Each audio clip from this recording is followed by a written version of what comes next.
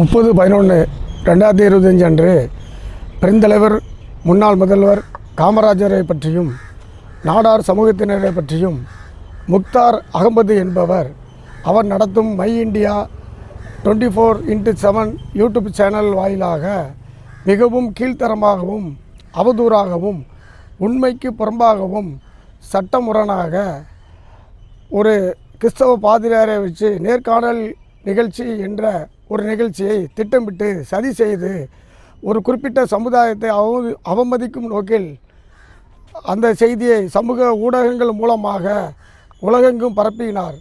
இதனை கண்டித்து காமராஜர் மீது பற்றுள்ளவர்களும் நாடார் சமுதாயத்தினரும் பல்வேறு போராட்டங்கள் ஆர்ப்பாட்டங்கள் நடத்தினர்.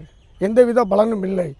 இந்த நிலையில் தூத்துக்குடியில் பெருந்தலைவர் மக்கள் கட்சி மாநில வழக்கறிஞர் அணி சார்பாக பல்வேறு நீதிமன்றங்களில் வழக்கு தாக்கல் செய்ய நடவடிக்கை எடுக்கப்பட்டது.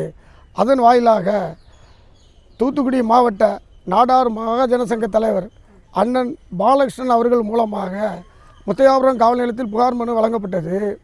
அந்த புகார் மனு மீது காவல்துறை நடவடிக்கை எடுக்கவில்லை. எனவே மாவட்ட காவல் கண்காணிப்பாளரிடம் புகார் மனு வழங்கப்பட்டது. அதன் மீதும் எந்தவித நடவடிக்கையும் எடுக்கவில்லை. மாண்புமிகு உச்சநீதிமன்றம் லலிதா குமாரி என்ற தீர்ப்பின் அடிப்படையில் காவல்துறை செயல்படாமல் முற்றிலும் காவல்துறை செயலிழந்து விட்டது. எனவே தூத்துக்குடி மாண்புமிகு JM2 நீதிமன்றத்தில் பாலகிருஷ்ணன் மூலமாக எஃப்ஐஆர் டைரக்ஷன் வழக்கு தாக்கல் செய்யப்பட்டது. அந்த வழக்கு இன்று மாண்புமிகு நீதிபதி அவர்கள் முன்பு விசாரணைக்கு வந்தது.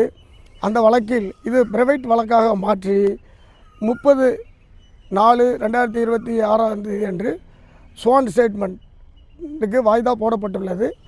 வழக்கு இவ்வாறாக தமிழகம் முழுவதும் மீண்டும் முக்தார் அகமது மீது அனைத்து நீதிமன்றங்களில் வழக்கு தாக்கல் செய்து நடவடிக்கை எடுக்க நாங்கள் செயல்பட்டு வருகிறோம். 30/11/2025 அன்று பெருந்தலைவர் முன்னாள் முதல்வர் காமராஜரை பற்றியும் நாடார் சமூகத்தினரை பற்றியும் முக்தார் அகமது என்பவர் அவர் நடத்தும் my India 24x7 YouTube channel வாயிலாக மிகவும் கீழ்த்தரமாகவும் அவதூறாகவும் உண்மைக்கு புறம்பாகவும் சட்டமுரணாக ஒரு கிறிஸ்தவ பாதிரியாரை வச்சு நேர்காணல் நிகழ்ச்சி என்ற ஒரு நிகழ்ச்சியை திட்டமிட்டு சதி செய்து ஒரு குறிப்பிட்ட சமுதாயத்தை அவமதிக்கும் நோக்கில் அந்த செய்தியை சமூக ஊடகங்கள் மூலமாக உலகெங்கும் பரப்பினார்.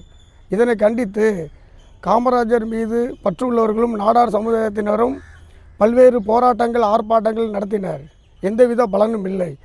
இந்த நிலையில் தூத்துக்குடியில் பெருந்தலைவர் மக்கள் கட்சி மாநில வழக்கறிஞர் அணி சார்பாக பல்வேறு நீதிமன்றங்களில் வழக்கு தாக்கல் செய்ய நடவடிக்கை எடுக்கப்பட்டது. அதன் வாயிலாக தூத்துக்குடி மாவட்ட நாடார் மகாஜன சங்க தலைவர் அண்ணன் பாலகிருஷ்ணன் அவர்கள் மூலமாக முத்தையாபுரம் காவல் நிலையத்தில் புகார் மனு வழங்கப்பட்டது. அந்த புகார் மனு மீது காவல்துறை நடவடிக்கை எடுக்கவில்லை. எனவே மாவட்ட காவல் கண்காணிப்பாளரிடம் புகார் மனு வழங்கப்பட்டது. அதன் மீதும் எந்தவித நடவடிக்கையும் எடுக்கவில்லை. மாண்புமிகு உச்சநீதிமன்றம் லலிதா குமாரி என்ற தீர்ப்பின் அடிப்படையில் காவல்துறை செயல்படாமல் முற்றிலும் காவல்துறை செயலிழந்து விட்டது. எனவே தூத்துக்குடி மாண்புமிகு JM2 நீதிமன்றத்தில் பாலகிருஷ்ணன் மூலமாக எஃப்ஐஆர் டைரக்ஷன் வழக்கு தாக்கல் செய்யப்பட்டது. அந்த வழக்கு இன்று மாண்புமிகு நீதிபதி அவர்கள் முன்பு விசாரணைக்கு வந்தது. அந்த வழக்கில் இது பிரைவேட் வழக்காக மாற்றி 30/4/2026 அன்று ஸ்வான் ஸ்டேட்மெண்ட்டுக்கு வாய்தா போடப்பட்டுள்ளது. வழக்கு இவ்வாறாக தமிழகம் முழுவதும் மீண்டும் முக்தார் அகமது மீது அனைத்து நீதிமன்றங்களில் வழக்கு தாக்கல் செய்து நடவடிக்கை எடுக்க நாங்கள் செயல்பட்டு வருகிறோம்.